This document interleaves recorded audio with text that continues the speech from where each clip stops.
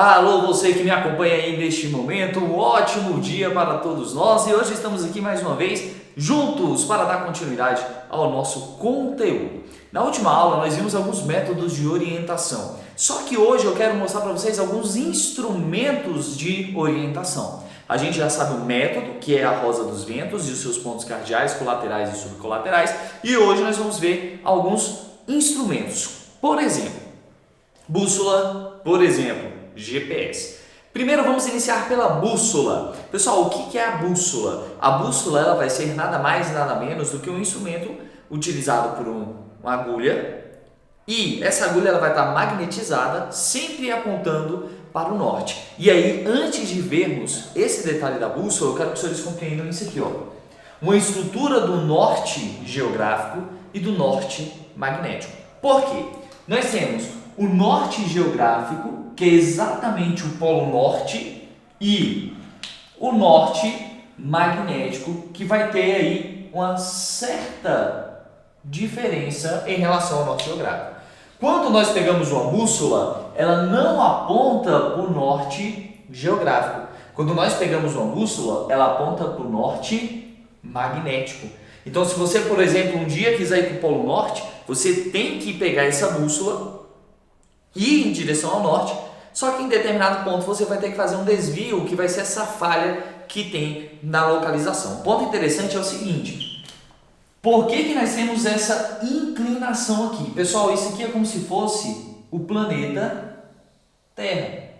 Quando nós temos o Polo Norte geográfico, nós dividimos exatamente no meio a Terra pelos hemisférios e temos o Polo Norte. Só que ela vai ter essa inclinação porque a própria Terra ela é o quê? Ela é inclinada. A Terra ela tem uma inclinação. Por isso que a bússola ela vai apontar mais ou menos aqui. Então, voltando aqui no exemplo, se um dia os senhores quiserem ir exatamente aqui no Polo Norte, lá em busca do Papai Noel, por exemplo, você não vai poder sair daqui exatamente em direção ao norte. Você vai ter que puxar e quebrar um pouquinho em direção ao noroeste, por conta do norte magnético, que é para onde a bússola aponta. Olhem no slide um desenho bacana para os senhores observarem.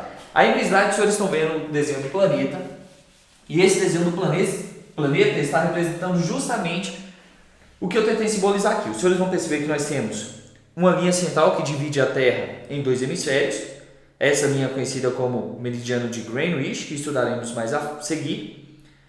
E lá em cima o Polo Norte geográfico, que é representado por ele. Em contrapartida, nós temos uma outra linha, que é essa que está com vermelho destacado, que vai mostrar para a gente o Polo Norte magnético, beleza? Ela vai mostrar para a gente que vai ter uma diferença aí, formando uma pequena angulação entre o norte geográfico e o norte magnético. Um ponto importante é que esse Polo Norte magnético também vai ter o Polo Sul, que eu acabei de sublinhar aí para vocês. Da mesma forma que tem o norte magnético, tem também o sul magnético. Da mesma forma que tem o norte geográfico, também tem o sul geográfico.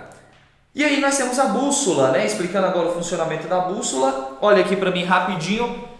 A bússola ela vai ser um dos instrumentos mais antigos, né? Foi inclusive utilizada primeiramente pelos chineses. Como que funciona a bússola? Ela vai ter no fundo a rosa dos ventos, mais basicamente os pontos cardeais e colaterais, ou em graus, aí são 360 graus, e uma agulha imantada, magnetizada. Essa agulha ela sempre vai apontar para o norte. E aí a gente encontrando o norte, sabendo onde se encontra o norte, fica mais fácil a nossa localização, fica mais fácil a nossa orientação no espaço. Lembrando que se a gente sabe para onde está o norte, nós sabemos para onde estão todos os outros pontos cardeais, colaterais e subcolaterais. Então olha aí no slide, os senhores vão observar o seguinte: esse ponto vermelho, ele vai representar a agulha, esse ponto vermelho com azul, o vermelho sempre vai apontar para o norte, e aí a gente colocando o ponto vermelho exatamente no norte, nós sabemos exatamente onde estão os outros pontos cardeais. Um detalhe interessante é que essa bússola está representando o norte geográfico ou o norte magnético. Se você for observar, o norte magnético, porque ela está aí justamente com aquela angulação a oeste. E ao fundo os senhores podem ver tanto os pontos cardeais e colaterais, como também a medida em graus, beleza? Um ponto interessante, pessoal, olha aqui para mim, vai ser justamente a tecnologia, porque a bússola é utilizada desde o século 2, 3, há muitos anos atrás. Porém, a tecnologia ela vem evoluindo ao longo da história. E com isso nós temos o GPS. O que é o GPS? GPS é uma sigla em inglês, se liga aí agora, escola bilíngue, que quer dizer Global Position System. Uau, que incrível, hein? E que em português quer dizer Sistema Global de Posicionamento de Localização. Um ponto interessante é que o GPS ele foi criado pelo exército estadunidense ainda na Guerra Fria e não era permitido que todas as pessoas utilizassem. Só a partir da década de 90 que começou a população de uma forma geral a utilizar e que hoje muitas pessoas não vivem sem, porque para a orientação, para a localização, ela é fundamental. Um ponto interessante, basta os senhores pegarem, por exemplo, o seu celular e colocar aí no Google Maps, ou colocar aí no Waze, ou colocar em qualquer app de localização que ele vai ter como base o GPS. E aí você vai ver ruas, vocês verão cidades, verão inclusive em 3D algumas cidades, principalmente no Google Earth. Então vocês têm a visão em 3D, vocês têm a visão lá do local e no Street View. Então nós temos vários métodos utilizados pelo GPS que nos ajuda a localizar. Só que esse mesmo GPS, ele também é baseado na Rosa dos Ventos. Ele é totalmente baseado na Rosa dos Ventos. E como que funciona esse GPS? Olha aí no slide de vocês, nós temos aí duas imagens. A primeira à esquerda, já bem conhecida por vocês, que é no GPS normal, ela até um pouco mais antigo. Hoje, normalmente, os GPS eles são mais desenvolvidos. E à direita, como que funciona o GPS? Pessoal, olhem só. O GPS ele vai funcionar da seguinte maneira. Vão existir aí vários satélites em torno da Terra, aproximadamente 21 satélites em torno da Terra.